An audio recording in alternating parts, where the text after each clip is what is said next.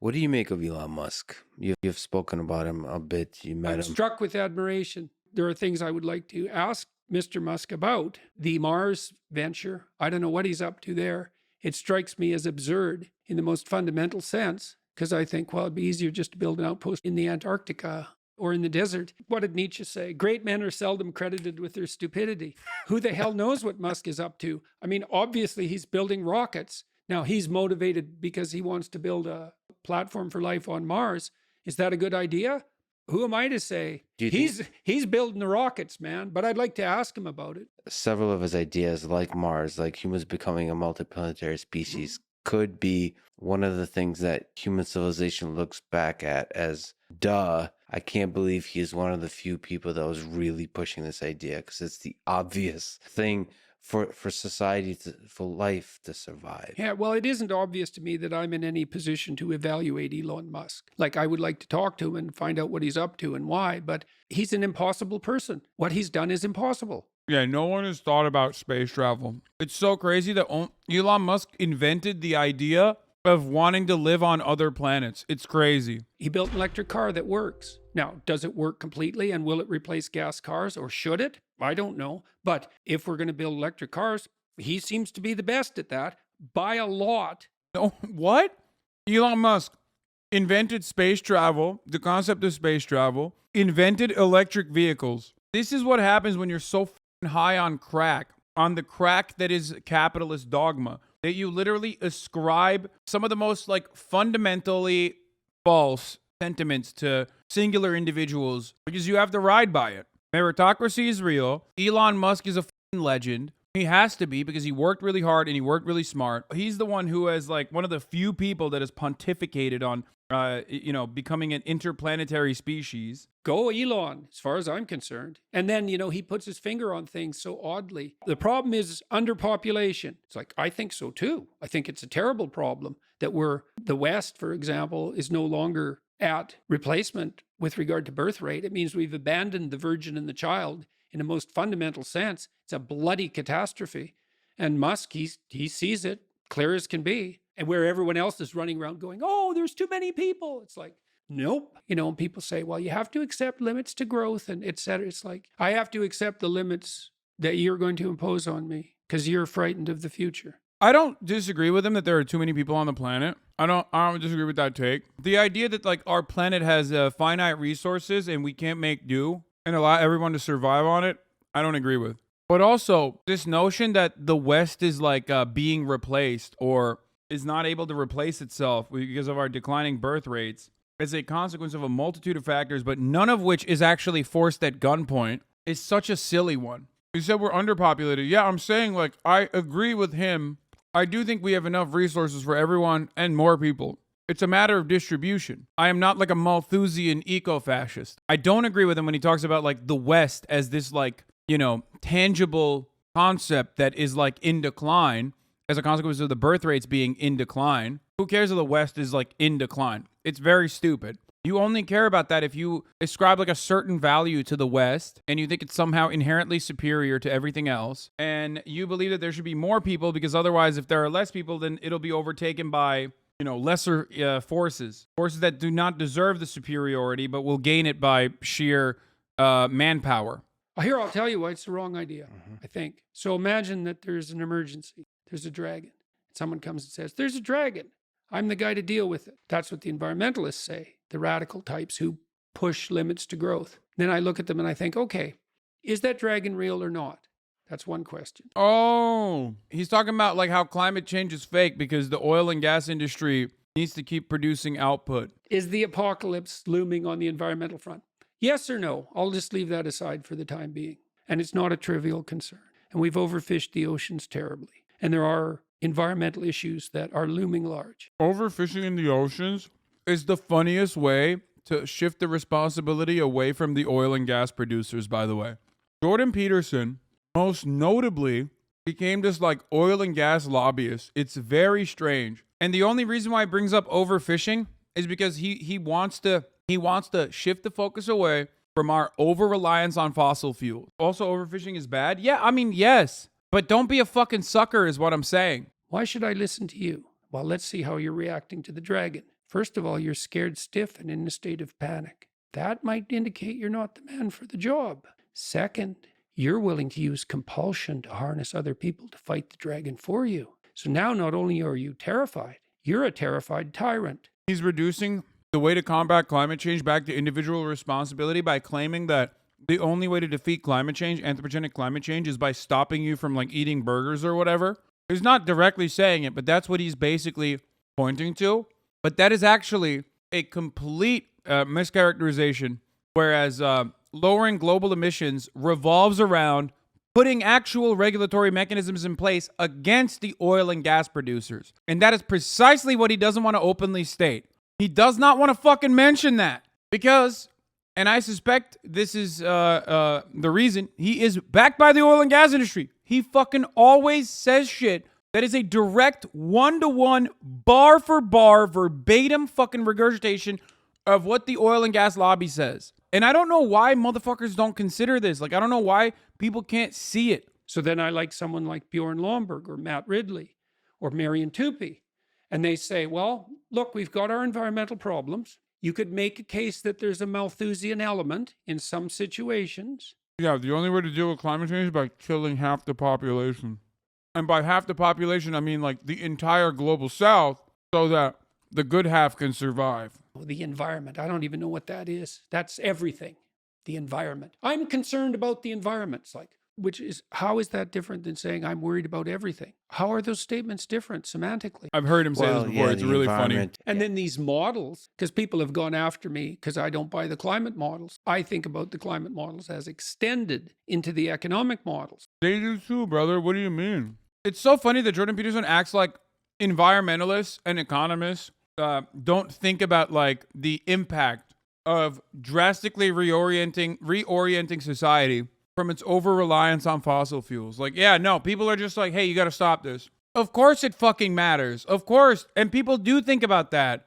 But it's so wild that he acts like they don't. And he can say whatever the fuck he wants. I've never met someone that is so purposefully ignorant about the subject matter that he has no reason to cover, for the record, while simultaneously coming across as like the brilliant foremost authority on the matter.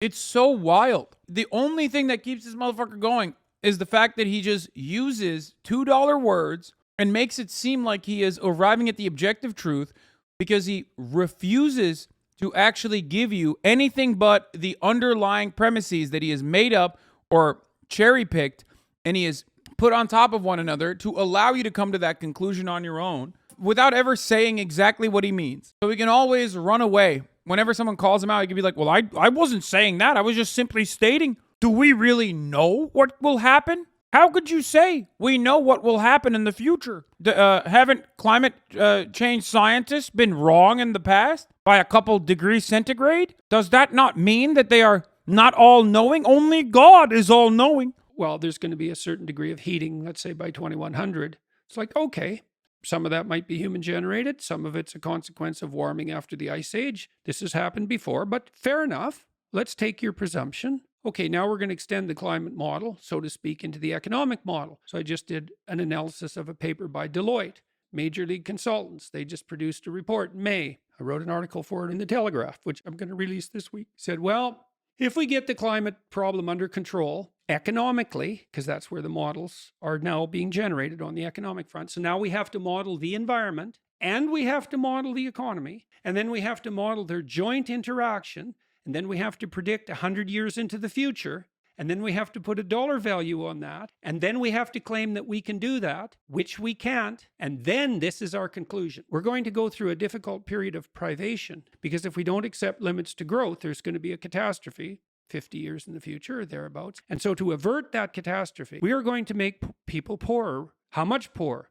Well, not a lot compared to how much richer they're going to be, but definitely, and they say this in their own models, definitely poorer than they would be if we just left them the hell alone. Wow, that's crazy, bro. And by the way, when they say people, they're talking about the GDP or they're talking about the wealthiest corporation. It's not like you, the average fucking Joe, is going to be a hell of a lot poorer because you're getting poorer regardless, while the economy is better than ever before. The United States economy continues to grow, and yet the social safety nets that you would normally have continue to shrink. So how does that work? Isn't everything much better now? Carbon prices would raise global GDP by 3.5% according to IMF. This guy is just making shit up. Yeah, you already take pay cuts every year with inflation, but corporate profit margins are higher than ever before. So make that make sense. You are already becoming poorer. And so then I think, okay, poorer, eh? Who? Well, let's look at it biologically. You've got a hierarchy, right, of stability and security. You stress a hierarchy like that, a social hierarchy. So there's birds in a environment and an avian flu comes in. And then you look at the birds in the social hierarchy, and the low-ranking birds have the worst nests. So they're most exposed to wind and rain and sun and farthest from food supplies. I think one of the funniest parts about this is that he always makes like animal kingdom analogies, and they almost always fucking fall short. Especially because, one, he's not a zoologist, but also, like, the animal kingdom is so fundamentally different, like, from animal to animal, species to species, and certainly different than human beings, which do have some intrinsic values that are so fundamentally different than the rest of the species that you could ever talk about, that, like, even if you cast aside the obvious fallacy of appealing to nature, because the human condition is to overcome nature, it's the most human thing you can do. Even if you point it to, like, fucking, like, Jordan Peterson's insanely anti-trans narrative, it's like if you were to turn around and talk about how natural it is to be trans by pointing to seahorses. It's like the seahorse, the male seahorse, in the absence of a female seahorse being present, will shift and reorient its reproductive organs and become a female seahorse. There's nothing more inherently natural than being trans. Like, boom, there you go. So they say when the aristocracy catches a cold, the working class dies of pneumonia. All right, so now we're going to make people poorer. Okay, who? I also do additionally love some of the biggest advocates of capitalism, unironically using one of the fundamental problems within the capitalist organization of the economy as a reason for its continuation. That's always the best, where they're like, oh, well, when the aristocracy catches a cold, the working class suffer and die from pneumonia. Yeah, I wonder why that's the case. Okay, solve it, bitch. No, you can't. You must not. You must continue doing capitalism and more of it. And so what the Deloitte consultants are basically saying is, you know, it's kind of unfortunate, but according to our models, a lot of poor people are going to have to die so that a lot more poor people don't die in the future. It's like, okay, hold on a sec. Which of those two things am I supposed to regard with certainty? The hypothetical poor people that you're going to hypothetically save 100 years from now, or the actual poor people that you are actually going to kill in the next 10 years? Well, I'm going to cast my lot with the actual poor people that you're actually going to kill. And then I think further, it's like, well, okay, the Deloitte consultants, have you actually modeled the world? Or is this a big advertising shtick? Dude, this is my favorite fucking take. This is literally just like brain broken, okay? This, again, hinges on the stupidity of the audience that's listening to these words. This is the exact same energy as chatters getting mad at me when I look at a statistic, a poll, that is the sample size of 3,000.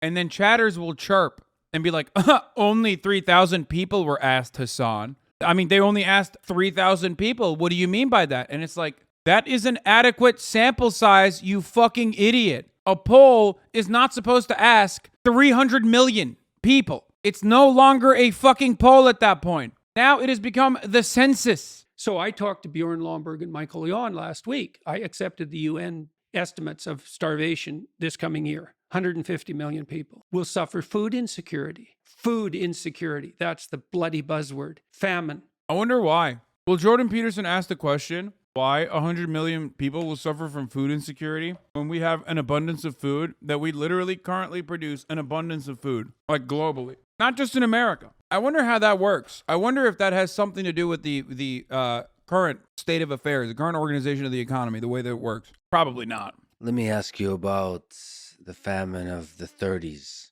Yeah. Do you think In Ukraine? In the Ukraine. Oh, yeah. Fun. Similar, a lot of the things you mentioned in the last few sentences kind of echo to that part of human history. The Holomodor. Do you... Which no one knows about. I don't know if no one knows about that, bro. The Dutch knew, in some sense. They had a famine at the end of World War II, and part of the reason the Dutch farmers are so unbelievably efficient and productive is that the Dutch swore at the end of World War II that was not going to happen again. And then they had to scrape land out of the ocean, because Holland, that's quite a country. It shouldn't even exist. The fact that it's the world's number 2 exporter. You know that it's the world's number 2 exporter of agricultural products, Holland. And they want to put, here's the plan. Let's put 30% of the farmers out of business. Well, the broader ecosystem of agricultural production in Holland is 6% of their GDP. Now, these centralizing politicians think, take an industry, you knock it back by fiat by 30%. Now, it runs on like a 3% profit margin. Now, you're going to kill 30% of it.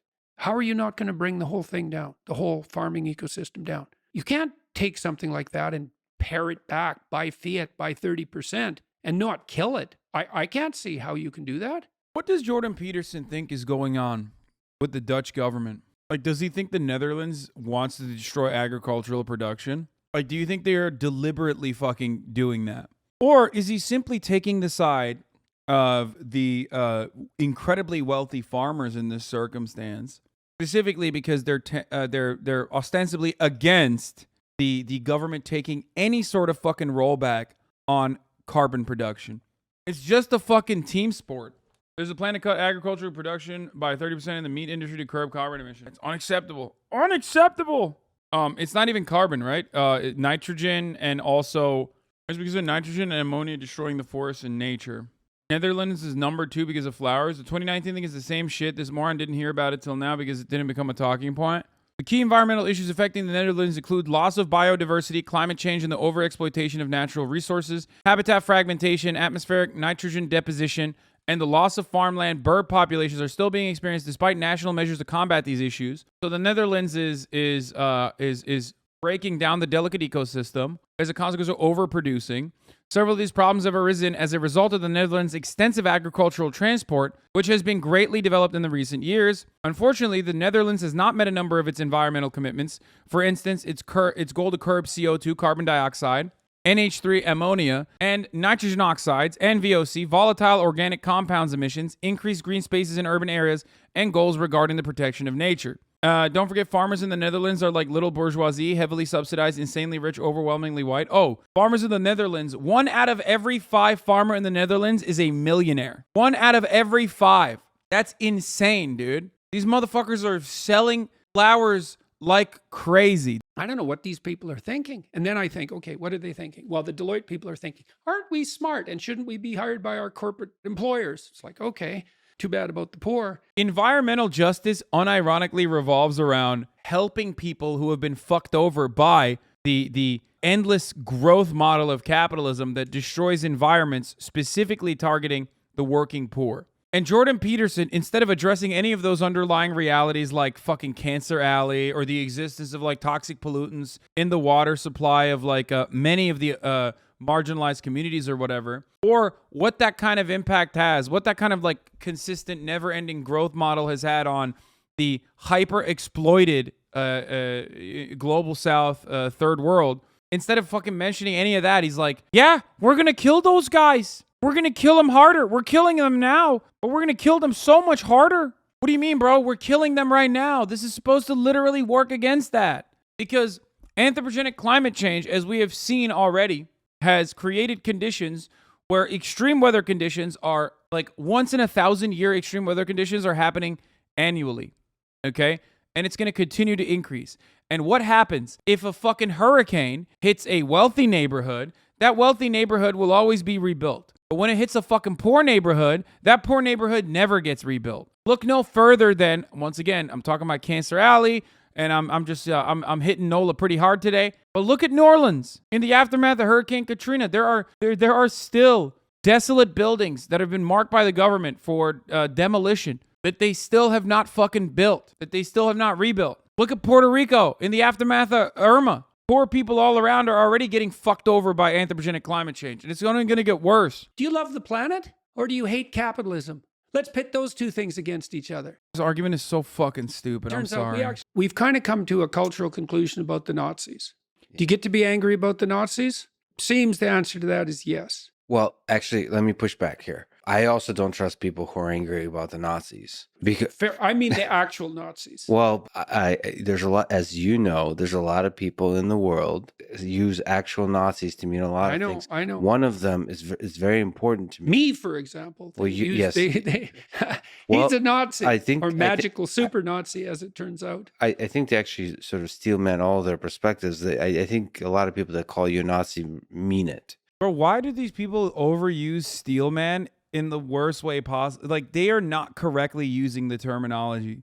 Oh, in order to steelman their ideas, like, okay, well then explain why he's a Nazi, motherfucker. Don't just say, oh, well, they actually believe you're a Nazi. That's not steelmanning. Steelmanning would be actually adequately pointing to why people say he's a Nazi. Oh, all these people believe you're a Nazi because they have seen you time and time again, at the very least, produce Nazi apologia, constantly and consistently say that like Nazi ideology is almost identical, if not not as bad as communism. A steel man is the opposite of a straw man when you like actually fucking describe your opposing side's arguments like perfectly. If you want to steel man Jordan Peterson being a Nazi, the way that you have to describe it is by talking about cultural Marxism. Jordan Peterson routinely uses the terminology cultural Marxism. Jordan Peterson has the exact same enemies that the Nazis did. Jordan Peterson regularly and routinely talks about the moral decay. He always upholds Western superiority. These were the same exact concepts that Nazis believed in. The idea of cultural Marxism is just a whitewashed version, a modernized version of cultural Bolshevismus, which is what the Nazis believed, that Jews were, under the guise of communism, trying to bring about moral degeneracy, moral decay, in an effort to destabilize Western superiority and Western civilization by, allowing gay people to exist, allowing queer people to exist. That is no different than what Jordan Peterson says on a daily fucking basis. He even uses the same exact fucking terminology. That would be a steel man from Lex, but he's not going to do that. That got to interact a lot with Russian soldiers, Ukrainian people that interact with the Russian soldiers. They reported that the Russian soldiers really believe they're saving the people of Ukraine in these local villages from the Nazis. I understand, yeah. So to them, it's not just that the Ukrainian government has, or Ukraine has some Nazis. It's like the idea is that the Nazis have taken over Ukraine and we need to free them. Again, Nazi is still a dragon that lives. Yeah. And it's used by people because it's safe to sit next to that dragon and spread any kind of ideology you want. So this is a very complicated problem, right? Yeah. So René Girard believed that it was a human proclivity to demonize the scapegoat and then drive it out of the village. And okay, but he does that with communism. He does that with socialism. He never stops doing that with whatever he has described as the woke moralists. Like, if that's a universal value that you're going to point to and say that, like, that's what the Russians are doing, well, you're fucking doing it all the time. What do you mean? We need a place to put Satan. Seriously, this is a serious issue. should he be inside the village or outside? Well, maybe he should be inside you, right? That's the fundamental essence of the Christian doctrine. Satan is best fought on the battleground of your soul. Bro, that's just, I mean, you're on crack, dude. You have to be really into fucking God to listen to a dude like this and go like, man, he's really spitting right now. This is why I always say, like, when you go full God, when you go God mode, you're just going to lose a big chunk of your audience. Even if you try to philosophize the existence of God or organize religion and, like, reduce it back to, like, its symbolism and how it manifests itself in your everyday existence, you go full God mode, like, most people are going to be like, okay, dude, you sound like you are undergoing like a mental health problem. You sound like you're having like a paranoid schizophrenic attack or something. And I feel like Jordan Peterson, back in the day at the very least, did like a decent job of trying to oversimplify Christian doctrine and Christian conservatism, and basically turned it into like, oh well, you know, we're just experiencing it in our everyday lives all the time in ways that you can understand. Now he's just like, Satan is inside of you. That's what you need to do. You need to constantly battle the Satan inside of you. Can you actually put words to the kind of dragon that you're fighting? Is it communism? It's the spirit of Cain. Yeah. Can you elaborate Well, what the spirit of Cain is? Even fucking Lex Friedman's laughing at this. Holy shit. after Adam and Eve are thrown out of paradise for becoming self-conscious, or when they become self-conscious. They're destined to work. And the reason for that, as far as I can tell, is that to become self-conscious is to become aware of the future. Never forget what I said. You're just, Bible weebs are just weebs. But instead of like learning everything about fucking One Piece, they learned everything about the Bible. At least One Piece is like making people happy. You know what I mean? At least it's like content. Bible's got some content too, but like the most avid One Piece fan still kind of recognizes that it's not real. You know what I mean? Luffy or whatever, like human beings are not actually made out of gum. Like they're not running around being like, well, you know, the hidden pirate treasure is actually the friendships that we've cultivated along the way. And you can look at it. For example, think about I'm rubber and you're glue. Everything you say to me bounces back off of me and sticks onto you. This was said by the ancient philosopher Alexander Solzhenitsyn. And you can tell that even back then, they had the supreme understanding that human beings can actually be made out of rubber. Jordan Peterson, instead of the Bible, is like talking about One Piece lore. The metaphysical realities that you see in One Piece bears itself out in the real world, in everyday existence, all around us. To have the scales fall from your eyes. And then the consequence of that is that you now have to labor to prevent the catastrophes of the future. That's work. Work is sacrifice. Sacrifice of the present to the future. It's delay of gratification. It's maturity. It's sacrifice to something as well, and in the spirit of something. The fucking moron, they toiled in paradise. That's why Eve hated it. I'm a Bible weeb. Yeah, you see, the original dragon of chaos was Eve. It was not the metaphysical snake in the bush, if you will. It was Eve's own volition. Even before, Eve never said thank you for being born out of Adam's rib cage as a piece of barbecue.